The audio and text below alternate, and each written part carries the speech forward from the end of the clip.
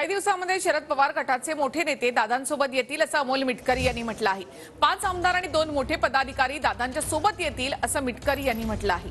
तर दादा आणि शिंदेचे नेते भाजपच्या संपर्कात आहेत असं रोहित पवारांनी म्हटलं। शिंदेचे खासदार भाजपच्या चिन्हावर लढण्यासाठी इच्छुक आहेत असं रोहित पवार म्हणाले। आज राज्यात आणि देशात हा जो करिश्मा आहे हा परत या महायुतीच्या संकल्प मेळाव्यातून सांगतो। काही दिवसात राष्ट्रवादी काँग्रेस पक्षाच्या त्या गटात असलेले 2 महत्त्वाचे पदाधिकारी उद्या तुम्हाला दादासोबत दिसतील तर तेव्हा तुम्ही आश्चर्य व्यक्त करून घेण्याचं कारण नाही। मी आजच सांगतो, आतापासूनच 5 आमदार आणि 2 बडे पदाधिकारी संपर्कात आहेत। त्यांच्याच अजितदादा मित्रमंडळाचे काही नेते हे आता बीजेपीच्या संपर्कात आहेत आणि त्याच्याच बरोबर एकनाथ शिंदे साहेबांचे सुद्धा बहुतांश खासदार जे आज आहेत सगळ्यांचं मत येते की बीजेपीच्या चिन्हावर लढायचंय। त्यामुळे आणि काही प्रमाणात बीजेपी स्वतःची ताकद लावून दुसऱ्या पक्षाच्या नेत्यांना ते आपल्याकडे ओढण्याचा प्रयत्न करत आहेत। त्यामुळे त्यांनी त्यांच्याच नेत्यांना थांबवावं, बाकीच्या नेत्यांबद्दल त्यांनी काळजी करू